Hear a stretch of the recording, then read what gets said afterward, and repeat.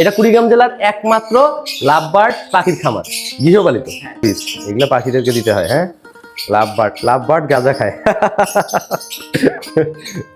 আসসালামু আলাইকুম দর্শক, আজকে আসছি এই যে আমার কাছের বড় ভাই আশরাফুল আলম আসাদ মিরের বাসায়।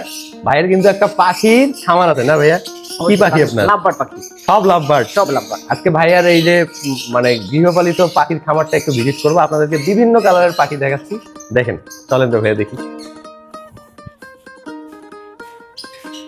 ভাইয়ার হচ্ছে এই যে অনেক পাখি, সব লাভবার্ড না?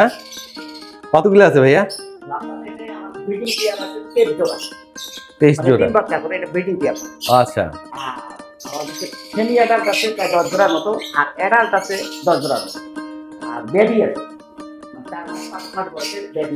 কোনগুলা এগুলা? আচ্ছা, এগুলো 4 মাস করে। বাহ,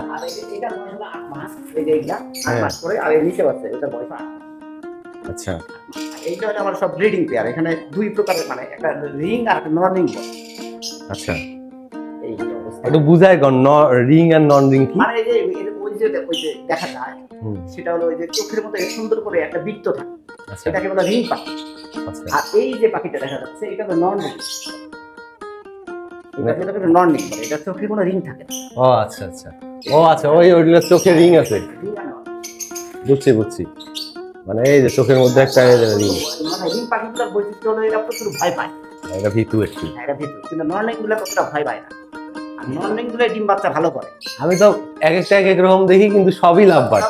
লাভবার্ডের বিভিন্ন প্রজাতি। ও আচ্ছা, দেখলে আমাকে রুম গুলা তো সেই সুন্দর রুম গুলা। এই যে এগুলা পাখির কালার কিন্তু সেই সুন্দর। চাকরি বাকরি করেন আবার এগুলা দেখেন কখন ভাই?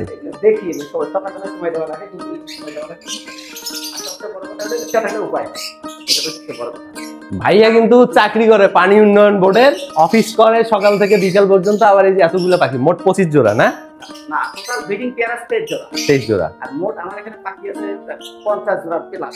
50 জোড়া প্লাস। এখন আপনার এই যে যন্ত্রপাতি যেগুলো আছে, এগুলা সম্পর্কে একটু বলেন। এই যে এটা কি ভাইয়া? এইটা হলো আমার খাবার পরিষ্কার করার মেশিন বলা।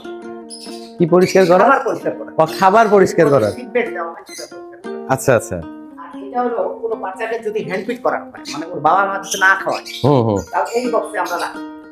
ও তারপরে এটাকে আমরা নিজেরা হ্যান্ড ফিড করাই। আচ্ছা। আর এইখানে পাখিগুলোকে বিভিন্ন জায়গায় সব ফুড দিতে হয় সকালবেলা, সব ফুড বা এক ফুড। এইখানে বিভিন্ন ধরনের উপকরণ আছে। আচ্ছা, বিভিন্ন ধরনের উপকরণ আছে। আমরা যেটাকে সাপ্লিমেন্ট বলি। সাপ্লিমেন্ট। বলি, সেই সাপ্লিমেন্ট এখানে দেয়া আছে। এটা কিছু পরিমাণ মতো এটা মিক্স করতে হবে। আচ্ছা, আমি এটার বিস্তারিততে না যাই। হ্যাঁ, এগুলা কি? এটা খাবারের বাক্স। আচ্ছা, আর কি খায় নরমালি এরা সব সময়? এটা নরমালি আর দুপুরবেলা ওদেরকে সিড দিতে হয়, মানে বিচি জাতীয় খাবার। এটা সব আমাদের দেশের খাবার, সবগুলো বাইরের খাবার। তারপর ক্যানেরি দিতে হয়, মিলেট মিক্স দিতে হয়। এটা 4-5 প্রকারের মিলেট থাকে, 4-5 কালারের মিলেট থাকে। তারপরে একটা সূর্যমুখীর বীজ আছে, ওটা স্পাইস। আমাদের দেশের একটা আছে, ওটা ছোট হয়। ওটা লাভবার্ড পাখি তেমন একটা পছন্দ করে না। ওদের জিনিস দিতে হয়, ওটা সাইজটা বড়, স্পাইস করা হয় ওইটা। আর ওটাকে হ্যামসিড দিতে হয়। হ্যামসিডটা হলো গাজার বীজ। গাজার বীজটা ওদেরকে দিতে হয়। দামটা অনেক বেশি। পাখি গাজার বীজও খায়? হ্যাঁ, ব্যাপারটা একটু হাস্যকর হইলেও সত্যি। আচ্ছা, চাবে না আসলে। এইখানে এই যে গাজার বীজ, এই যে কালো গুলাই, এটা হলো গাজার বীজ। এই যে এটা হলো হ্যামসিড। তোমার পড়ে গেল। থাকেন আর একটা দেখি।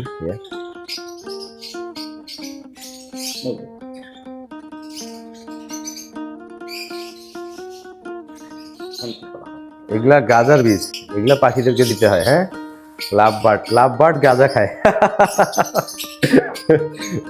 যাই হোক, ভালো লাগলো।